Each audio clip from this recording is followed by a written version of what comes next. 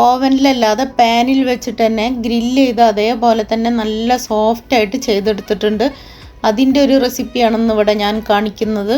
ഇത്രയും വലിയ പീസാക്കിയിട്ട് വെച്ചിട്ട് തന്നെ നല്ല സോഫ്റ്റായിട്ട് കിട്ടിയിട്ടുണ്ട്. അതെങ്ങനെയാണെന്നുള്ളതാണ് ഇന്നിവിടെ കാണിക്കുന്നത്. ഇനി ഒരു പാത്രം എടുത്ത് വെച്ചിട്ടുണ്ട്. അതിലേക്ക് 2 ടേബിൾ സ്പൂൺ കൂവപ്പൊടിയാണ് ഇട്ട് കൊടുക്കുന്നത്. Arrowroot powder. കൂവപ്പൊടി തന്നെ ഇട്ട് കൊടുക്കണം. കോൺഫ്ലവറിനേക്കാളും നല്ലത് കൂവപ്പൊടി തന്നെയാണ്. നല്ല സോഫ്റ്റായിട്ട് വരണമെന്നുണ്ടെങ്കിൽ കൂവപ്പൊടി തന്നെ ഇട്ട് കൊടുക്കണം. കുറച്ച് കറിവേപ്പില കൂടി അരിഞ്ഞത് ഇട്ട് കൊടുത്തിട്ടുണ്ട്. 1/2 ടീസ്പൂൺ ഉണക്കമുളക് ക്രഷ് ചെയ്തത്, 1/2 ടീസ്പൂൺ കുരുമുളക് ക്രഷ് ചെയ്തത്. പൊടി ഇട്ട് കൊടുക്കരുത്, ഇതേപോലെ ചതച്ച പരുവത്തിലുള്ള തന്നെ ഇട്ട് കൊടുക്കണം. കുറച്ച് വെളുത്തുള്ളി ഇഞ്ചി പേസ്റ്റ്, 2 ടീസ്പൂൺ മുളക് പൊടി. ഇത് എരിവുള്ള മുളക് പൊടിയാണ്. നിങ്ങൾക്ക് എരിവില്ലാത്തത് മതിയെങ്കിൽ അത് ഇട്ട് കൊടുത്താൽ മതി. 1/4 ടീസ്പൂൺ മഞ്ഞൾപ്പൊടി,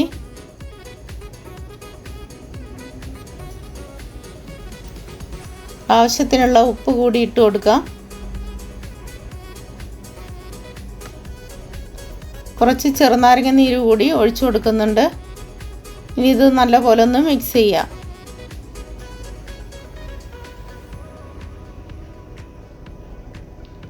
കുറച്ച് വെള്ളം കൂടി ഒഴിച്ചിട്ട് വേണം മിക്സ് ചെയ്യാനായിട്ട്. ഒത്തിരി ലൂസാക്കിയിട്ട് മിക്സ് ചെയ്തെടുക്കരുത്.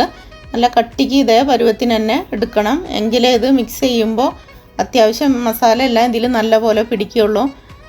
ചിക്കനെ എത്ര കഴുകി നമ്മൾ ചിക്കൻ എടുത്ത് വാർത്തെടുത്ത് കഴിഞ്ഞാലും അതിൽ കുറച്ച് വെള്ളം ഉണ്ടാവും. മുറിച്ച് വെച്ച ചിക്കനെല്ലാം ഇതിലേക്ക് ഇട്ട് കൊടുക്കാം. 1 കിലോൻ്റെ ചിക്കനാണിത്. 4 പീസാക്കിയിട്ടാണ് ഞാൻ കട്ട് ചെയ്തെടുത്തിട്ടുള്ളത്. തൊലി കൊടുക്കനെ തന്നെയാണ് കട്ട് ചെയ്തെടുത്തുള്ളത്. നിങ്ങൾക്ക് തൊലി വേണ്ടെങ്കിൽ തൊലി കളയാവുന്നതാണ്.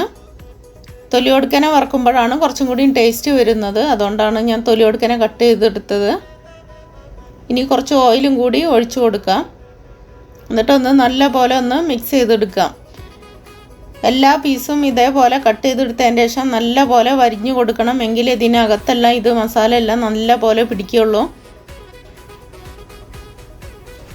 കൂവപ്പൊടി തന്നെ ചേർത്ത് കൊടുക്കുന്നതാണ് നല്ലത്. എങ്കിലേ നല്ല സോഫ്റ്റായിട്ടും വരുള്ളൂ ചിക്കൻ. അതേപോലെ തന്നെ കഴിക്കാനും നല്ല ടേസ്റ്റാണ് കൂവപ്പൊടി ചേർത്തിട്ട് ഇതേപോലെ തേച്ച് പിടിപ്പിച്ച് കഴിഞ്ഞ് കഴിഞ്ഞാൽ. ഇനിയിപ്പോൾ കൂവപ്പൊടി ഇല്ലെങ്കിൽ കോൺഫ്ലവർ തന്നെ ചേർക്കാം. നിങ്ങൾക്ക് ചെറിയ പീസാക്കിയിട്ട് മുറിക്കണമെങ്കിൽ അങ്ങനെയും ചെയ്യാം. ഞാനിവിടെ വലിയ പീസാക്കിയിട്ട് ഗ്രില്ല് ചെയ്തെടുക്കണ ആ പരുവത്തിനാണ് ചെയ്തെടുത്തിട്ടുള്ളത്.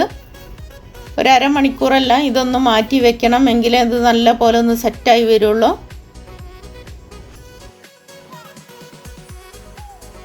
ചിക്കൻ വറുക്കാനായിട്ട് ഒരു പാൻ വെച്ചിട്ടുണ്ട്.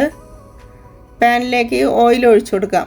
ഒത്തിരി ഓയിലിൻ്റെ ആവശ്യമില്ല. വളരെ കുറച്ച് ഓയിലാണ് ആദ്യം ഞാൻ ഒഴിച്ചു കൊടുക്കുന്നത്. ഇനി വേണമെങ്കിൽ പിന്നീട് കുറച്ചായിട്ട് ഒഴിച്ചു കൊടുക്കാവുന്നതാണ്. ചിക്കനും മീനൊന്നും വറുക്കുന്നത് പോലെ ഒത്തിരി ഓയിൽ അങ്ങനെ ഒഴിച്ചു കൊടുത്തിട്ട് വറുത്തെടുക്കേണ്ട ആവശ്യമില്ല. കൂവപ്പൊടി ചേർക്കുന്നത് കൊണ്ട് തന്നെ നല്ല സോഫ്റ്റായിട്ട് വരും ചിക്കൻ. ഇനി ചിക്കനെല്ലാം ഇതിൽ നിരത്തിയിട്ട് കൊടുക്കാം. നിങ്ങൾക്ക് ചെറിയ പീസാക്കണമെങ്കിൽ അങ്ങനെ ആക്കിയിട്ട് എടുക്കാവുന്നതാണ്. ഞാനിവിടെ വലിയ പീസാക്കിയിട്ടാണ് എടുത്തിട്ടുള്ളത്.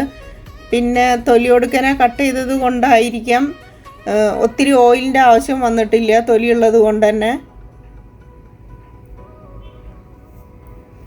എല്ലാ പീസും ഇതിൽ നിരത്തി വെച്ച് കൊടുത്തിട്ട് കുറച്ച് ഇതിൻ്റെ മുകളിലായിട്ട് കുറച്ച് ഓയിലും കൂടി തടവി കൊടുക്കാം. ഇനി ഇതിൻ്റെ മുകളിലായിട്ട് കുറച്ച് ഓയിൽ ഒഴിച്ചു കൊടുക്കാം. ഇനി ഇതിനെ നല്ല പോലെ അടച്ച് വെച്ച് വേണം വേവിക്കാനായിട്ട്. ഒരു മീഡിയം ഫ്ലെയിമിൽ തന്നെ വെക്കണം. ഇടയ്ക്കെല്ലാം ഒന്ന് തുറന്ന് നോക്കിയിട്ട് തിരിച്ചിട്ട് കൊടുക്കണം. ചിക്കനെല്ലാം ഇടയ്ക്കൊന്ന് തിരിച്ചു മറിച്ച് ഇട്ട് കൊടുത്തിട്ട് വേണം വേവിച്ചെടുക്കാനായിട്ട്. ഒരു 10 മിനിറ്റിന് ശേഷം ഞാനിതൊന്ന് തുറന്ന് നോക്കുന്നുണ്ട്. ഇനി ഇതിനെല്ലാം ഒന്ന് മറിച്ചിട്ട് കൊടുക്കാം.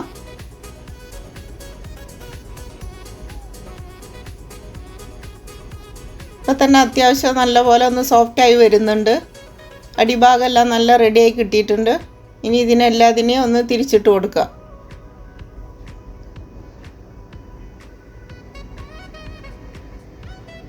ഈ സമയത്തെല്ലാം കുറച്ച് ഓയിൽ വേണമെങ്കിൽ ഓയിൽ ആ സമയത്ത് ഒഴിച്ചു കൊടുക്കണം. വീണ്ടും അടച്ച് വെച്ച് വേവിക്കുന്നുണ്ട്. റെഡിയായി വന്നിട്ടുണ്ട്. ഒരു 35 മിനിറ്റ് എടുത്ത് എനിക്ക് റെഡിയായി കിട്ടാനായിട്ട്. നല്ല സോഫ്റ്റായിട്ട് വന്നിട്ടുണ്ട്. ഓവനിലൊക്കെ ഗ്രില്ല് ചെയ്തെടുക്കുന്ന അതേ ടേസ്റ്റോട് കൂടി തന്നെ നമുക്ക് പാനിലും ചെയ്തെടുക്കാൻ പറ്റും. എല്ലാവരും മസ്റ്റ് ഒന്ന് ട്രൈ ചെയ്ത് നോക്കണം. നല്ല സോഫ്റ്റായിട്ട് തന്നെ വന്നിട്ടുണ്ട്. കൂവപ്പൊടി ഉണ്ടെങ്കിൽ കൂവപ്പൊടി തന്നെ ചേർത്തിട്ട് നിങ്ങൾ ചെയ്യാൻ ശ്രമിക്കണം. വീഡിയോ ഇഷ്ടപ്പെട്ടാൽ എല്ലാവരും ലൈക്ക് ചെയ്യണം, കമൻറ്റ് ചെയ്യണം, ഷെയർ ചെയ്യണം.